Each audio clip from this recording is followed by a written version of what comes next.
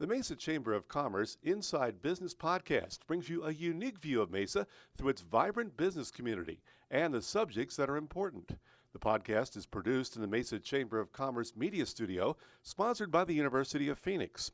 Our podcast is hosted by Mesa Chamber of Commerce CEO Sally Harrison. Please enjoy this episode of the Mesa Chamber Inside Business Podcast. Welcome. Thank you. Yeah, thanks for being here. I'm excited that you're here. So today in the podcast studio, we have Jonathan Brown with GUD Community Management, and you are the owner and president of the company. That's right. Since when? GUD Community Management started in 2022. Okay. But we acquired some companies that have been legacy companies here in the Valley for quarter of a century. Okay. Long time. All right. Yeah. So let's go back a little bit. Talk about, I know you're an Arizona native. Yes. Talk about, where you grew up and what led you to this. So I grew up in Gilbert. Okay. Went through the Gilbert Public Schools system, loved it, had a fantastic time. Yep.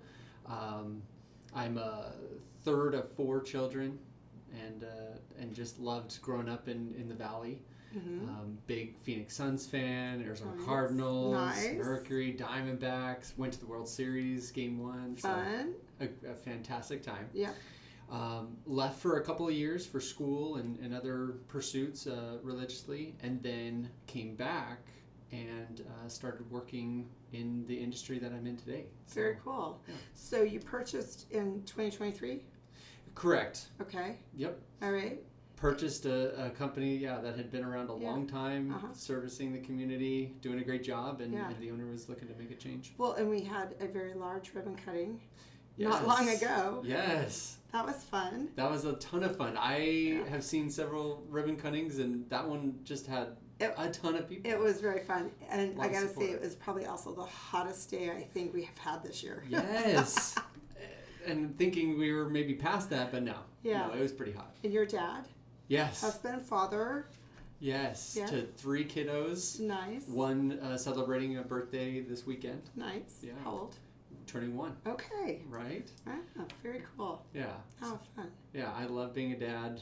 So I've got a 4-year-old, a 3-year-old, and a 1-year-old. So you're busy. Very busy. Nice. Trying to run the business and everything. Yeah. So talk about GUD, because it's GUD. Right. Yeah. So what inspired that? What's GUD stand for? Well, sometimes people say GUD. Some people say GUD, and I'll take any of them. That's perfectly fine. Yeah, as long as they're calling, right? That's exactly right. Exactly right. So the name GUD actually started because we had a desire to have a name that, think about it this way. 20, 30 years ago, yellow pages were the thing, right? So you were AAA landscape, AAA pool service, you name it. Yeah. You wanted to be at the front. Well, now we're in the search engine age, AI age. Yeah. And what are people looking for? They're looking for good community management companies. I'm looking for a good management company. And so I wanted to be the good top of mind on Google and everything else. And so when I looked it up, there was another company, somewhere in the state that had the GOOD name. And so I said, okay, I'll do GUD. I'll do an umlaut U, so it's got that 2 dots. Yeah. It's a friendly, face in an industry where, we're put as the villain sometimes. I wanted to have that friendly approach for our company. And when I went to go register the name, of course, the umlaut U doesn't get recognized. And so they just said it's GUD. And I said, that's perfectly fine. We went with it. We rolled with it. And now we're just GUD Community Management, just spelled a little funny. Well, that's cool. Yeah. That's a great story. Yeah.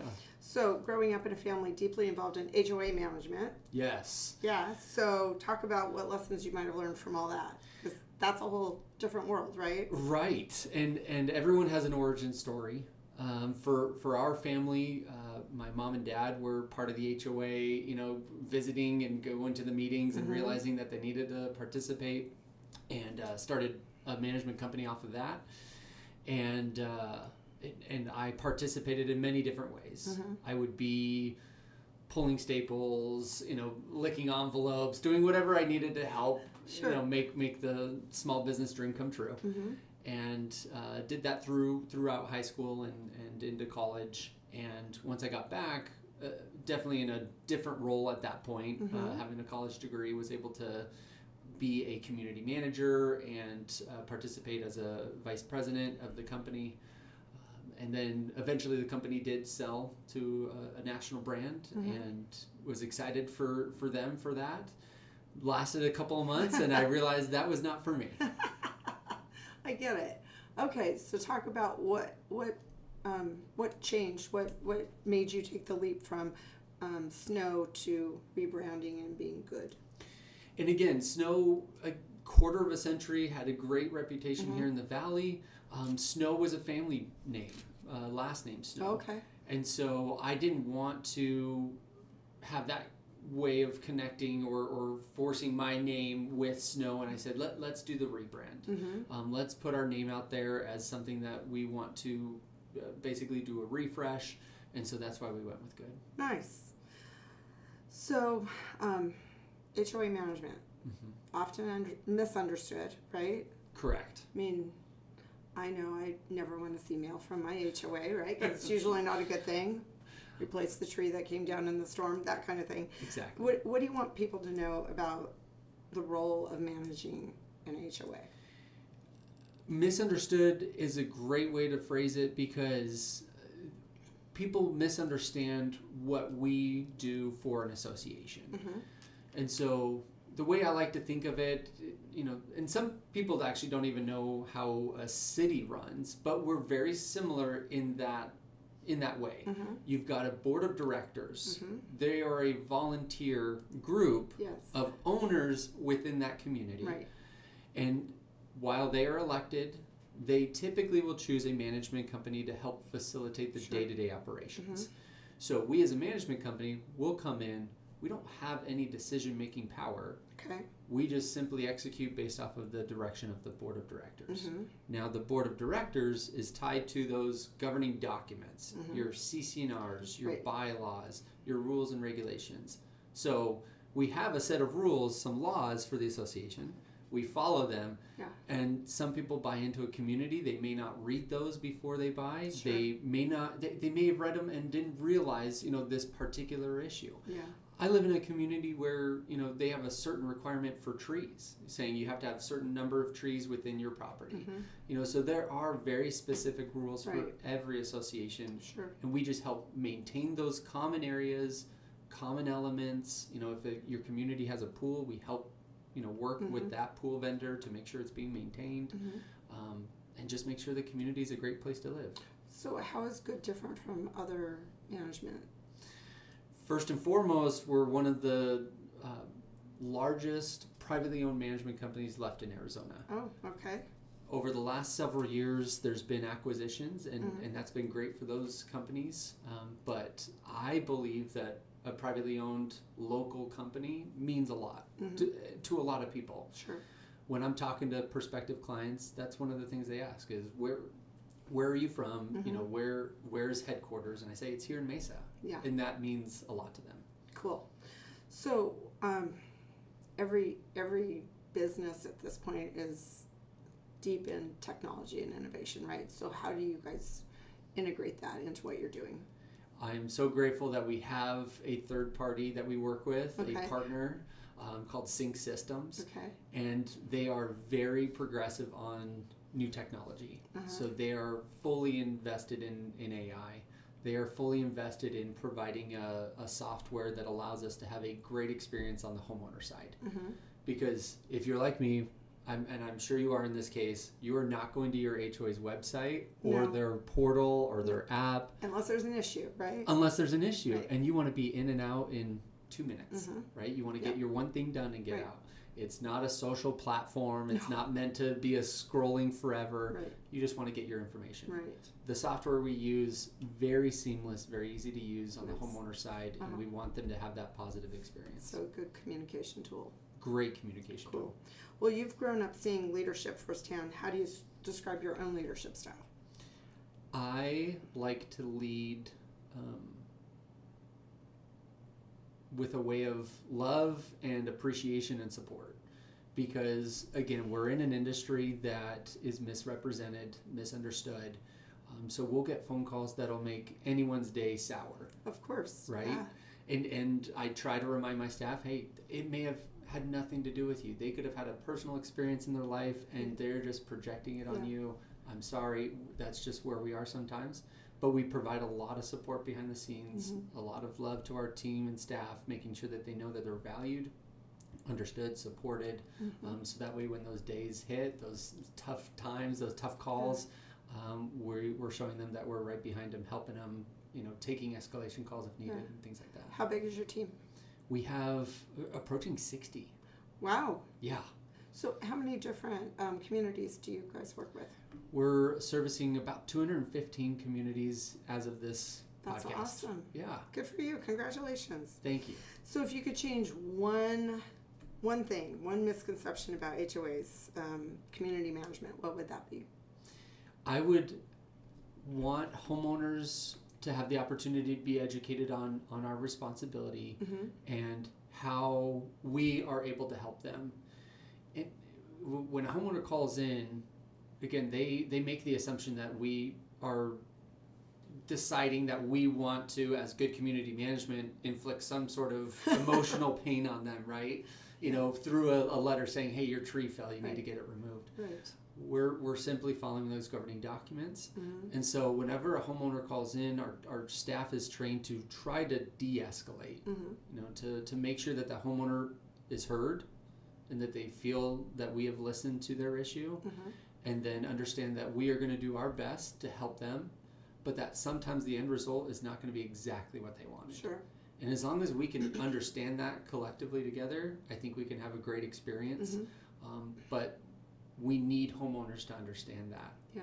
And we hope we can help continually train. And gosh, I hope there is some form of education on a larger scale for homeowners when they're buying a property to just better understand what their HOA is doing, because that's money out of their pocket every month, every quarter, every year that is going towards something. And if you don't know where it's going towards, then yes, you're going to call and get frustrated at who you think is responsible for XYZ. Right. Well, let's talk about the downside of what you have to do when you have to actually address a violation. Do you have best practices for how you proceed with a violation and how you handle that? Because that's not the most fun. I've had that, having a tree lost in a storm, that kind of thing. Right. Yeah. Well, we want to make sure that the board doesn't feel like they are taking a lot of these calls and emails and knocks on the door, because again, you're a volunteer, you live within a neighborhood, it could be your neighbor that gets the violation right next door. So we want to make sure that communication is coming to us as the day-to-day operations for management. So when a violation happens, it means that there's an infraction of those governing documents we talked about earlier, your CC&Rs, your rules and regulations. Yeah. Something occurred that is contrary to those. That's why the violation is being sent out. And again, we want to help that homeowner understand what they need to do to rectify the issue. If it is a tree that's fallen over and they just need to pick it, we can even provide some recommendations of landscapers or somebody who can help facilitate that. So what we try to do is internally we actually have a cheat sheet, and it's called our compliance fact sheet. And it has all the details for the compliance that needs to be done each and every time we go into a community. So when that compliance specialist is driving through the community, they're going off of that. And there's also board direction there, because there's subjectivity, right? Painting for homes is one of the biggest ones, right? Is my house needing to be painted? Or can somebody else look at it and say, oh no, it looks fine, right? There's a lot of subjectivity there. So we try to make sure that we work well with these homeowners, saying, hey, we took a drive, we looked through the community, we walked the community, we saw some issues, here's what we saw. Let's communicate, let's figure out how to resolve this. And if it needs to be escalated, we can bring it to the board of directors to facilitate a final decision. Nice. So talk about your values and like, what values do you want to instill in your kids through your leadership of this company? I want them to understand that this world can be a difficult place to live if we treat others in a way that makes people feel less valued. And so for me, again, we're getting that every day from phone calls. Now, granted, there are some people that sing our praises and say great things about us, and we love when they do that. But we all know those one dagger, that one difficult conversation. You don't get the good calls as much as you get the bad, right? We don't. Yeah. And so for us, and for me personally, I want to make sure that my kids know that even when times are difficult, it's all about your perception of how you're going to deal with that situation. Sure. We can come in and be just as negative, but what does that really lead us to? Right. Nothing great, nothing positive. So for me, I want my kids to understand, and hopefully my staff as well, understand that at the end of the day, we're all human. We all have feelings. We all understand differently. And as long as we have perspective and listen to one another, I think this world is going to be a better place. Maybe you could go out and tell the rest of our community that, right? I'm trying. Not just your kids. Right, exactly. Yeah, no. Yeah. Well, thank you for being here. Anything else you want to share? How can people get a hold of you? Great question. So we're online, GUD, GUDHOA.com. Okay. They can find us on a couple different socials. And again, if you look us up on Google or any website URL, you'll be able to find us. And we're proud members of the Mesa Chamber of Commerce. Want to be for many years to come, and just excited for the opportunity. Well, thank you for being here. And if you have updates and new things going on, come back. Absolutely. Thank you. Thank you. This has been a Mesa Chamber of Commerce Inside Business podcast. You can find all podcast episodes at iTunes, Spotify, or your own favorite podcast website. You can also find them online at mesachamber.org. Content of this podcast is copyright the Mesa Chamber of Commerce, unless otherwise noted.